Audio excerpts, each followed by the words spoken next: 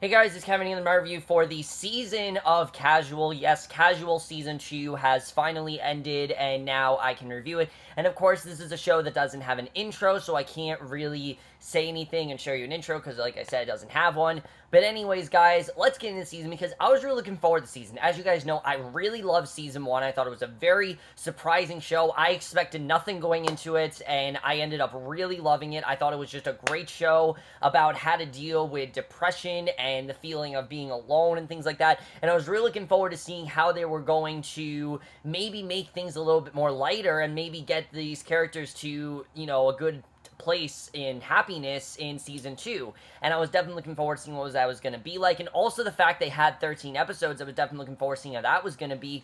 And I have to say that not only was Season 2 a huge improvement over Season 1, it basically did all the great things about Season 1 and made me love the show even more than I already did. I think Season 2 is a huge improvement. I think it's by far one of the best things I've seen so far this summer, and pretty much did everything that I really wanted Season 1 to be. But let's get into this season overall, because there really is a lot to talk about. However, this season's, I think, a little bit different than Season 1, because Season 1 was more getting us introduced to these characters, seeing their relationships, seeing how lonely they are, and seeing them kind of being forced to move on. And that's really what I think this season's all about. It's about two key things. It's about the feeling of change. Definitely it's about change and, you know, how one has to deal with it and where that's going to take them and things like that, which that's something that I think was very interesting. But the other big aspect of this season is all about commitment and how these characters get themselves involved in things and basically realize they're going to have to commit, and we'll get into that. But let's first talk about Val, because this really is, of course, Val's season. Val is our main character. This, I would say, is more Alex's season than it is Val's, but Alex and Val's plot basically coincides this season. Like, basically everything that's going on with Val is going on with Alex, but let's just get into it.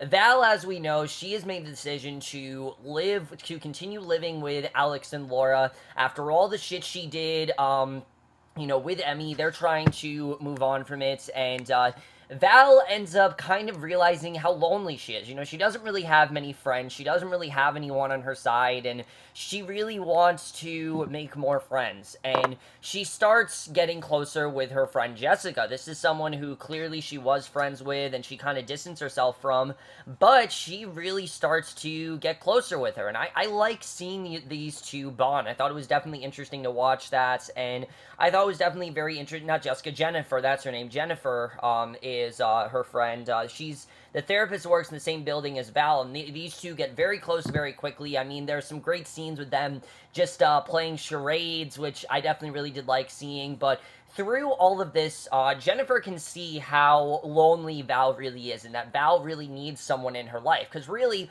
like I've said before, one of the things that Val wants the most is she just wants someone to love her. And there really isn't anyone that does, except for, you know, someone like Alex. But obviously, Alex is her brother. She wants a genuine relationship. And that's exactly what Jennifer does for her. She gets her introduced to a couple guys, and for a while she gets stuck between these two guys. One is Jack, who she immediately falls for and immediately just has a huge interest in and definitely really does like.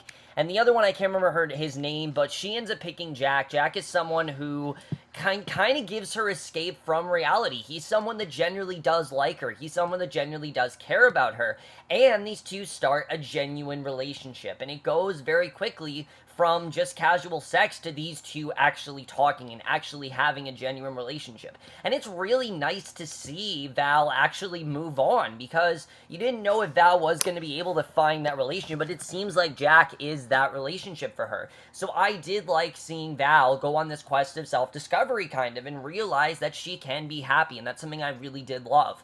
In order for me to talk about the rest of Val's plot, though, we have to talk about Alex, because that's another big part of this, and just like Val's, Laura's plot kind of coincides with Alex's as well. Well, at least for the first 2 episodes it does, because Laura's in a spot where after the whole thing with her teacher, she obviously does not feel comfortable at school. People know why the teacher was expelled and what Laura did. They kind of think that Laura maybe had sex with him, and Laura just does not feel comfortable in that building. So obviously she needs to switch schools. And at first she ends up going to homeschool, and Alex ends up homeschooling her, because Alex is kind of in a state where he's not really doing much and he wants to homeschool her and everything.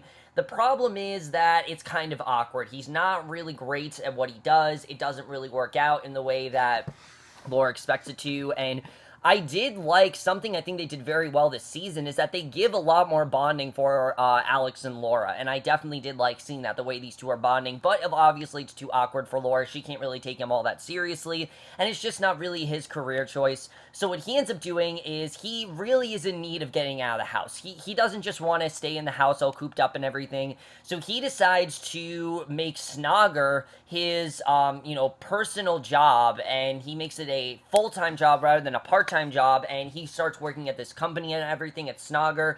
But what he doesn't realize that his ex-girlfriend, Sarah Finn, is also the boss there. And, well, not the boss, but she's married to his boss, his boss is played by the guy that played, Pete on Mad Men, which it was cool to see his character again. I always did like him as an actor. I thought he was very good, and it was cool to see him here. But anyway, obviously this is very awkward for Alex knowing that Sarah Finn is there, so he wants to do whatever he can to make it seem like he can still be with her. So what he ends up doing is, Jordan's assistant, Fallon, he starts to fake a relationship with her, make her seem like he wants to be with her, he even has sex with her, he tries to get as close with her as possible. And eventually we realize that Fallon's doing the exact same thing. You know, these two, it seems like, are gonna...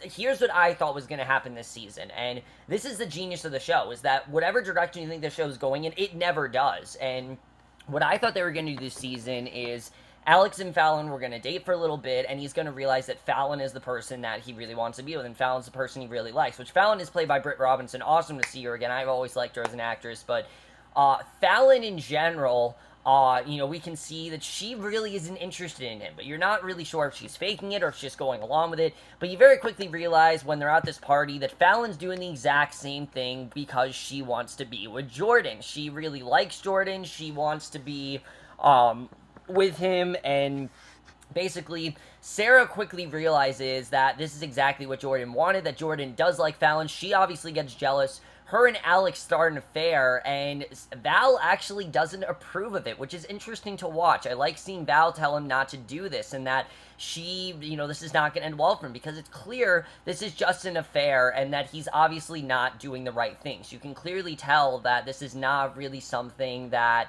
Alex is kind of living in this fantasy world right now. He has this fantasy that him and Sarah are going to get close, and she's going to leave Jordan for him, and that's not at all what happens. In fact, Jordan becomes obviously very furious at Alex, and that's completely understandable why he's upset, because, he went behind his back, he's cheating on, his girlfriend's, his wife is, cheating on him and everything, so it makes sense, obviously, why Jordan feels this way, and that's completely, fiance, not, ex, but basically, he obviously gets really upset, and he says to him that, look, I'm going to make sure that something bad happens here. I'm going to make sure that something bad happens to you and that you have some sort of payback for this, which, honestly, I get what Jordan's doing, because obviously what Alex is doing is completely wrong, and you can totally understand that. The problem is, once Alex realizes that what he wants with Sarah is not really working out, Val is not there. Val goes on this vacation with Jack, where she gets to escape, and probably my favorite scene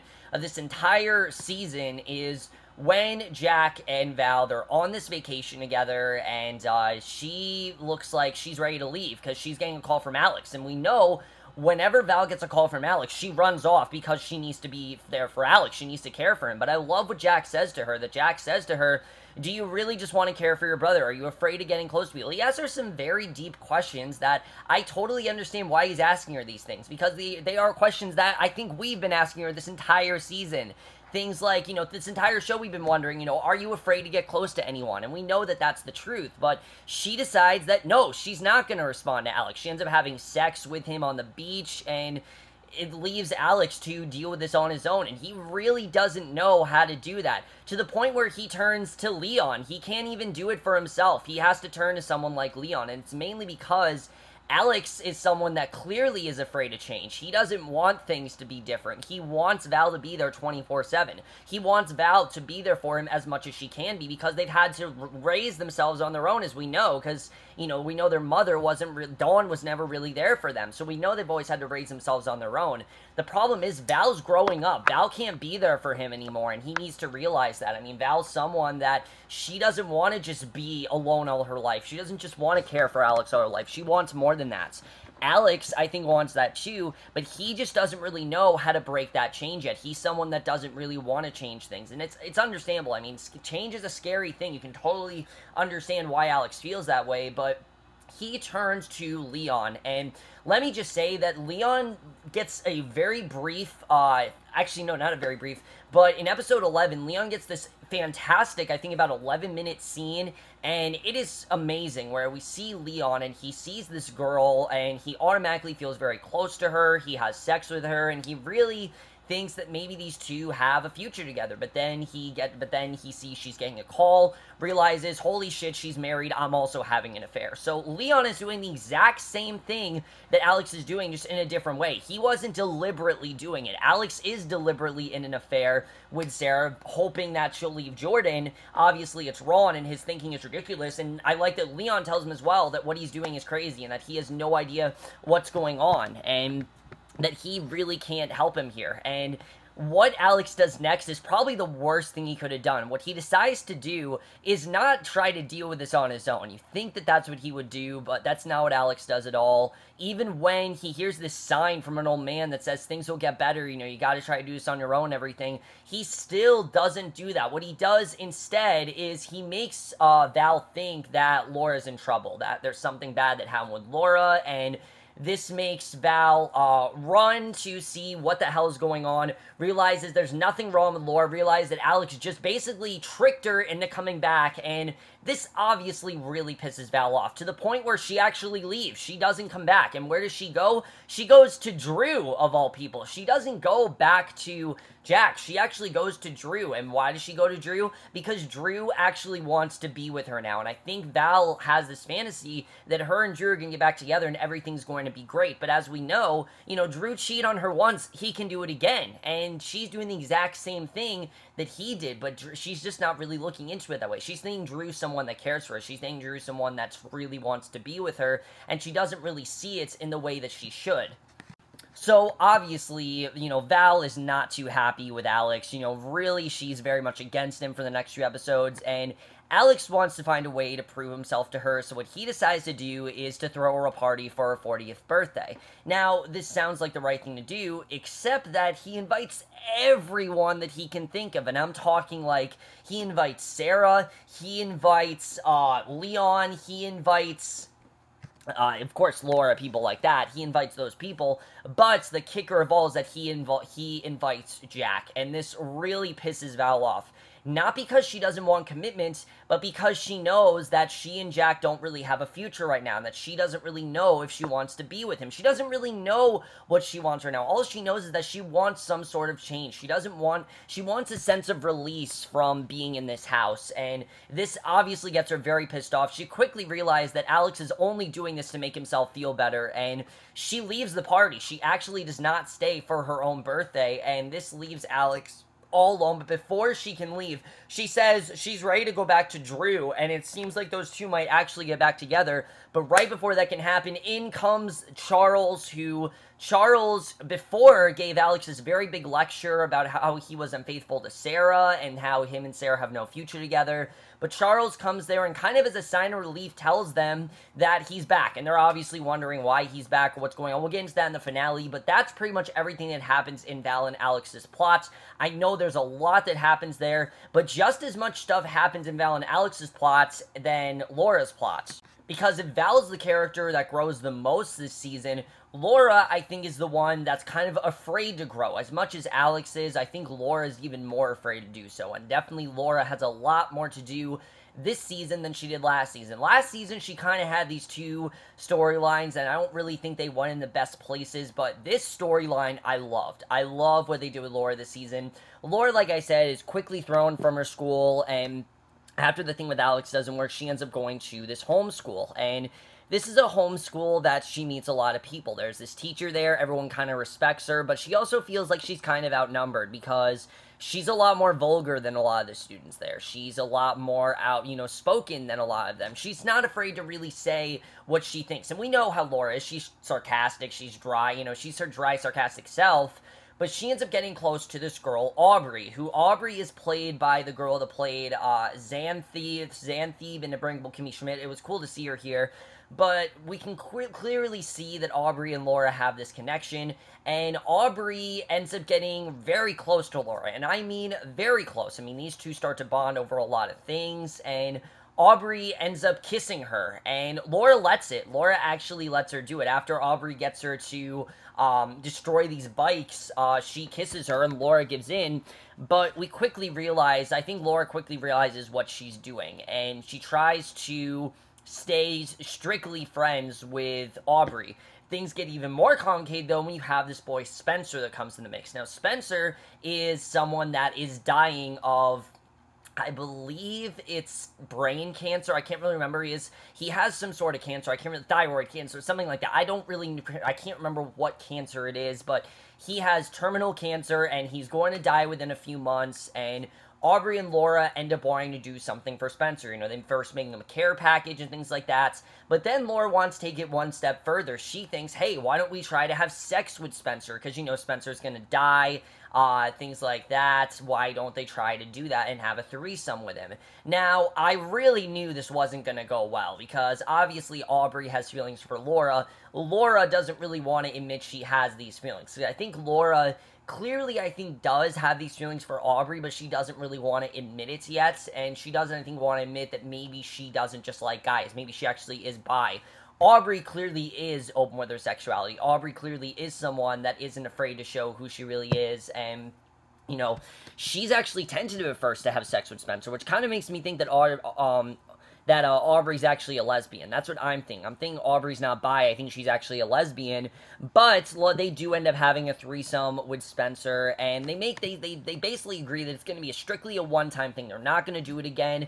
They'll just stay friends, and that's how it's going to go. However, Laura ends up completely ruining this. Her and Spencer get very close. They plan on having this hot tub party with Aubrey, because basically Spencer obviously wants it again. He really wants it again. He likes them, and he obviously, you got two attractive girls, and he still wants to be with them. So basically what ends up happening is Aubrey does not show up for some reason. We don't know why, but she didn't show up, and Laura and Spencer, they start to get very close, to the point where not only do they get close, they end up sleeping together. And this obviously very much upsets Aubrey. She said that they agreed that this was going to be a one-time thing. Laura doesn't listen to her, though, because Laura wants to do her own thing. This is how Laura's always been. Laura's just a stubborn person in the sense that she wants to do something like this. And she starts to get closer with Spencer. They start to have kind of these movie nights, and you can kind of see that Spencer really does like Laura, and I really did like the character of Spencer, because he's someone that really does care about her. He's someone that really does want to be with her. Finally, it seems that Laura's found herself a guy. Finally, it seems like this is someone that'll actually last for her. But the only reason that Laura's really with him, we can see, is that this is someone that she knows is going to die, so she wants to stay by him all the time. But she also doesn't want it to be too cheesy, because after watching The Fault in Our Stars, she doesn't want it to go that way. She wants this to be a little bit more casual and open, and, just kind of not really putting labels on anything. Even though this is her boyfriend, she doesn't really want to make it seem that way. That's just how Laura really is. And Spencer, on the other hand, this is someone that does really get close to her. In fact, she tells him a lot of things, like her middle name, and how she feels about things, and what she thinks about death, and what she thinks about them, a lot of things like that. So they start to do some things on his bucket list, like go to a movie night, or, they have these movie marathons on FaceTime. Some of the best moments of the season are just watching them have these movie nights on FaceTime. I thought they were a lot of fun to watch, and they start watching a bunch of, cancer films, but they go along with his bucket list, and one of the things on his bucket list, one of them, I think is, I remember one of them was to, fall asleep, I think, in a rocket ship or something like that, which they do end up doing. And then episode 12, it's them getting tattoos, and it's these emojis on their back and everything. But you can clearly see that Laura's not really thinking about this. She's not really thinking about what she's doing, and Then the dreaded news comes that Laura, I think, was just so unprepared for it. And that news is, Spencer ends up going to the hospital, and Laura basically thinks, all right, this is it. He's going to die. I'm not going to see him again, and this is going to be it. I'm going to get that closure. But then the most unexpected thing could happen when she gets the call that not only is Spencer okay and the medicine's working, his tumor is shrinking, and he has a lot more time left than she initially thought. And this obviously very much scares Laura because of the fact that, holy shit, he's actually gonna be okay. I might actually have to continue this thing. I don't have to just put this thing to rest like I want to. And you get the sense that Laura does want to end this, and it's interesting to watch, but despite that, she ends up going back to Spencer. They have sex, and then she's like cuddling with him and everything, but she just has this look on her face of, holy shit, I actually have to continue this, and you don't really know what she wants to do, which perfectly puts us into the finale, and let's talk about the finale right now. So that's pretty much everything that happens this season till the finale, but before we get to the finale, I just want to talk about a couple more things. First of all, the tone this season. The tone this season I really did love, because yes, it is a dark show, and there is definitely some humor in there, but this season is definitely significantly darker than the first one. There's a lot more talk of darker topics, like death, and depression, and suicide, and all this kind of stuff. I mean, yeah, we had this stuff in season 1, but it works a lot better here. These characters have reasons to talk about these things. They have reasons to be upset, and we really, I think, get more into the psyche of these three characters. To put it simply, if you did not know the way these three characters think and feel in season 1, you will absolutely know by the end of season 2, because I'm not gonna lie, there were some things the characters did in season 1 that I just didn't really understand, and this season they really make that a lot more known. So I think the script here was a lot better. Things were a lot more slower paced, which I definitely really did like. Things definitely weren't as fast paced. I mean, the episode's only 30 minutes, but because of them having more things to do and more, that gave them more episodes, which that's something I really did love. I think something that happened last season is that they had to rush things because they only had 10 episodes, so they couldn't do as much as they wanted, and because they had 13 episodes this season, they were able to tell the story that they wanted to tell, and I really did love that. I think it really did benefit them in that sense that they were able to tell a full story, and they were able to do more that way. I really did like the way that was done, and all the storylines I really got into. There wasn't a story I wasn't into this season, because last season I kind of lost interest in Laura's plots, then they kind of made me like it, but throughout this season I was with every plot. I really could follow what was going on, I really did get into it, and I really care about these three characters. I've heard people say these characters have really regressed, and I completely disagree. What they make you know about these characters is that, no, they're not the greatest human beings. They all are very damaged, and they all have these really weird ways of thinking. But you're rooting for them because they are good people. They're not terrible human beings. They're just misguided ones. They're ones that haven't really learned to do things the right way. They're still kind of learning in that sense, and that's something I did like. It's very realistic in the way they portray it. And yes, sometimes these characters make the most ridiculous and outrageous decisions, especially Alex. Alex is someone that I think a lot of people are going to dislike this season, but I really didn't, because it's with his character. That's something that Alex would totally do. Alex is not someone that thinks rationally. We've known this. I mean, hey, he tried to kill himself last season. I mean, obviously he doesn't think rationally. So that, to me, didn't really hurt the show. I think it worked a lot better, actually, and that's something I really did like. And something I also noticed, that the chemistry between these three is a lot stronger than it was in season 1. I mean, this is a season where they're not really with each other a lot. I mean, yeah, they're all kind of doing their own separate thing, and yeah, they come together time to time, but when they're together, it is fantastic. When Alex and Val have a scene together, you really believe that those two are brother and sister.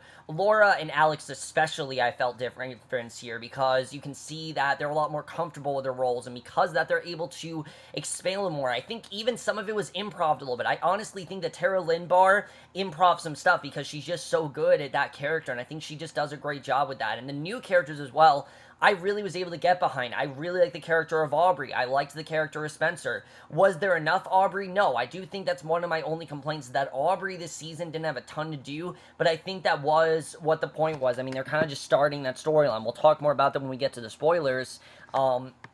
But I really did love where they took that. I think the cinematography here, they went a lot more places this season. It definitely was not as claustrophobic. Season 1, you were in that house almost the entire season. I mean, there wasn't one episode where we weren't in that house. And yes, we were in that house most of the season, but a lot of the characters were in different places. You know, most of the season, Val's out doing things. You know, she's out either on vacation, she's with, you know, she's with Drew, she's with Jennifer. I mean, she's with a lot of different people, and that's something I really did like, and I thought that's something else they utilized very well was the location. You could tell they had a much bigger budget, and I think they used that very well, and then the editing as well. These episodes flew by for me. I went into them the whole time. There wasn't one that I thought was bad. I think every episode was strong this season.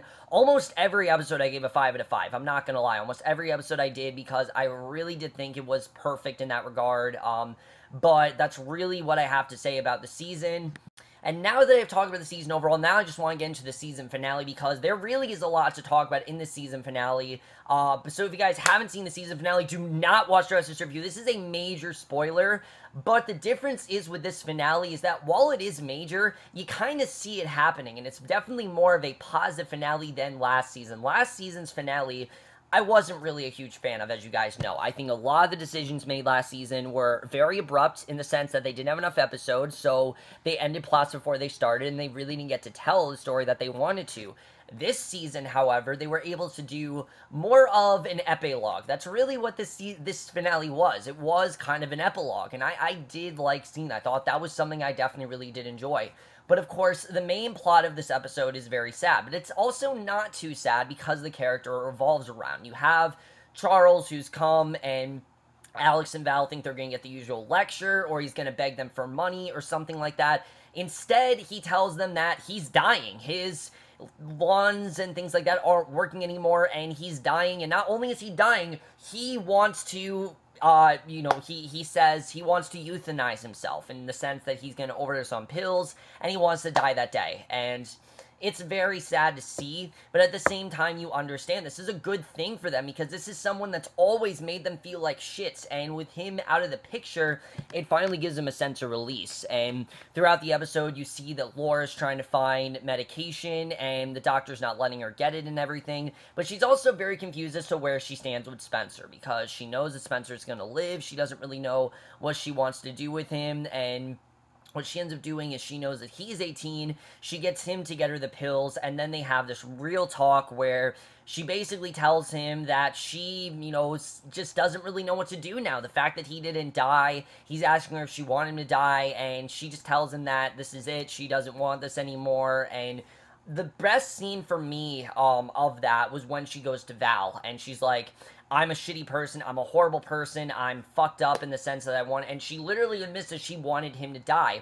It's not because she didn't care about him, it's because she didn't want to commit. She was afraid of commitment, she wasn't expecting commitment, and realizing that she now has to commit to someone who she initially didn't really want to commit to, I think is very interesting to watch, and I think they really did a very good job with that story, because you don't really know what she wants to do, and I like that Val says that she's not a terrible person. That's completely understandable. Why? Because those two are in very, much of the same places, where they're starting to have these relationships, but they don't really know if they really want to commit to them, and that's something I really did like. Meanwhile, Val's trying to find a place to go. She knows that Drew's not really the place she should go, so she starts talking with Leon, and Leon tells her that he has a place, he doesn't really have anyone right now, and he has a place for them, and this gives her the opportunity to realize that maybe she does want to leave. And what ends up happening is Charles does end up overdosing, which they end up giving him the pills. He literally tells them to give him the pills, and all three of them do it together, and that's casual right there. With those three giving him the pills and, like, joking about it, that's totally what casual is those three. In those three, I mean, like I said, we haven't seen a lot of them all together in a while, so I thought it was really cool and really refreshing to see those three be there just for this one situation. I really did like that overall. But Charles does very quickly end up dying, and in a conversation with Alex, she basically tells him that, yes, I'm always going to be your sister, yes, I'm always going to be here for you, no, I'm not going to Drew, but I just can't be in this house anymore, because it's sheltering her. It's keeping her from doing what she wants to do. She's not able to, you know, accomplish what she wants to. She always has to run to her brother, and she doesn't want to do that anymore. She wants a sense of release, and she feels is the best thing for her. And with Charles dying, finally they're able to move on. This finally gives them some sort of freedom, because Dawn and Charles always kind of push them from, you know, it always stopped them from doing something, you know, inconsistent. They always had to do the same stuff, and finally they're able to separate themselves and not have to worry about it anymore, because Dawn clearly doesn't give a shit about them. And Alex, meanwhile, was fired from his job. He's fired from his job, and reality really sunk in for him. Like I said, he had this future that him and Sarah Finn were going to get back together, but he realized that she really did not like him in the way he thought, that this was just sort of an affair for her. That's all this was. It was an affair, was a way to get back at Jordan. It wasn't a genuine relationship, and he feels crushed, and obviously he's going to have to find a new job. So we have to wonder where he's going to go. He's now seeking therapy from Jennifer, which I thought was interesting to watch, and I'm wondering if him and Jennifer might start a relationship. I don't think they will, but I think it kind of hinted at that possibly. And meanwhile, we see at the end of the episode that Laura is still possibly going to try things out with Spencer. She gives him another pack of movies and says, here's our next movie marathon. I'm assuming she's going to try to continue this with him, because she's realizing that she does want to make that move. She does want to commit, and this is someone that she genuinely does love. This isn't a guy that's bad for her. This isn't a guy that she doesn't want to move forward. This isn't a guy that, you know, is treating her like shit. This is a guy that it actually could work, and it's something that she wants to try. And even though Aubrey told her that it isn't going to work, she's still going to try it. And the end of the episode, we see Val and Laura and Leon, they're now moving into his apartment, and they're actually happy. We see smiles creep on their faces, and finally, for the first time in 2 seasons, these two seem genuinely happy. It seems like they're ready to move past all the shit they've been through the past 2 seasons. They're finally ready to have a sense of release and a sense of happiness, and basically finally being able to move on with their lives and accept the change that they've been kind of holding back from the entire season, which I really think brings the whole season together. It really is just a culmination of everything the scene's been building up to, and I think it was just the perfect finale, and exactly what I wanted from this show. It was everything I think the season 1 finale wanted, but it just did it too quickly. This season, however, didn't do things too quickly. They moved things a lot slower. Some plots haven't even ended yet, such as Laura and Aubrey. We still don't really know what's going to happen there, and I think it was just a very satisfying way to end it overall. Like, very satisfying and much better season than, you know, season 1 was. So overall, I absolutely love this season. I think this season, like I said, was so much better than season 1. There are still some things to talk about, though, obviously. I mean, now, like I said, Alex is going to have to find a job. Where is he going to go? We don't really know. Obviously, I think he's going to have to, you know, find somewhere that, where does he really fit, I think is going to be his big question, is where do I really fit in? Obviously, Snogger somewhere that he can't be on anymore, and that's, again, something that he's going to have to move away from. But is Alex really ready to accept change? Val and Laura clearly are. You know, those are two that have moved on. But Alex, I don't really know if he really does want to accept change. So we'll have to see where that goes with him and where he ends up going. Now, Laura and Val, the writers have already said that those three are still going to be together, obviously. You know, they're not just going to not have them together. Even though Val and Laura are not living in the same place, that does not mean they won't go to visit Alex. I think we'll see a lot more of those three together, and I think they're going to try to get Alex on the same place as them. Laura and Spencer, I think they're going to try this out. I think Laura does want to try things out with Spencer. I think those two might actually get back together, and I'm looking forward to seeing what's going to happen with that. But also keep in mind that Spencer said that his tumor is shrinking. That does not mean that the cancer is gone. I am thinking that he's probably going to die next season, and the question is Laura really ready to face that? Because I think she was ready for him to die now, but is she going to be ready for him to die later? I think that's really a question that Laura's going to have to ask herself next season, that she really hasn't thought about, and I think she's really put herself in this situation, and I think it's going to be now very hard for her to get out of it when he does eventually end up dying, probably next season. But the other question is Aubrey. I'm sure we're going to see more of Aubrey next season. And does Aubrey have genuine feelings for Laura? Does she have feelings for Aubrey, possibly? And where's that going to go, really? I mean, obviously, Aubrey does not want Laura and Spencer together. And at first, I thought it was because Aubrey likes Spencer, but it's clearly not that. I think she clearly has feelings for Laura, and she doesn't want anyone to steal Laura from her. So we'll have to see where that goes. I really like what they did with Leon this season. I hope we get more into Leon's character, because it seemed like they were going to do more with him than they didn't, but they did the stuff they needed to. You know, they remind us that Val and Leon worked together once. They remind us that Leon and Alex are best friends. So maybe we'll get more with Leon next season now that he's even a bigger part of the story. So I'm thinking we're going to get more with him. I'm looking forward to seeing what's going to happen with that. Drew, I hope that Val just tells him off. I really hope she does, because obviously he wants back in. I hope she tells him that she doesn't want back in. What I love about Val, though, this season, and something I think was just very evident with her, is that she really has changed in the sense that she has this newfound confidence. You know, she's not just going to say yes to everyone. She actually knows what she wants. She knows when she wants something, and she knows when to put her foot down. And that's something that this season 1 Val didn't get to do. So it really just showed how much they developed her character. I think they did that very well, and I'm really looking forward to seeing what they do with her next season. But overall, guys, I love this season. I think it was such an improvement over last season. And this season, I know I didn't give it last season, but I am definitely giving it this season. And I'm not holding back here. I am definitely giving the season a 5 out of 5 or an A+. I loved everything about this season. I thought they told a much grander, more interesting story that really pushed these characters deeper. It made us care about them more. It made us see where they were going, and really showed how great this show can be when you give them a lot more to do and you give them more episodes, and really made me hope that this is what they stick with, that they stick with 13 episodes next season. I think it's what they need. I hope that it can be as good in season 3 and really just show that we are moving towards a change, just like the characters are. We're ready to as well, and I think it's the exact thing that the show definitely does need, and hopefully the effort that they put into this season will continue over to the next season. But anyways, guys, that's it. Casual Season 2 is now over. Let me know what you guys thought of this season. Love to hear your thoughts on it. I know a lot of people watched the season a lot more this year, and I'm actually very happy with that, because I know last season it was very, very indie. I think because of the fact they got Emmys and Golden Globes and things, I think a lot more people know about this season, which I'm very happy about, because, like I said, I really did love the season overall. But anyways, guys, let me know what you guys saw this season. Love to hear your thoughts on it. Where do you think Season 3 is going? I can't wait for Season 3 overall. And this will definitely be, obviously, in my top 10 shows of the summer, so I can look forward to that. That's it for this video. Hope you guys enjoyed. We'll see you guys in my next video, which will be for Pretty Little Liars. I know I have 2 episodes to watch, but I will watch both of those, and I will see you guys for that. Okay, bye.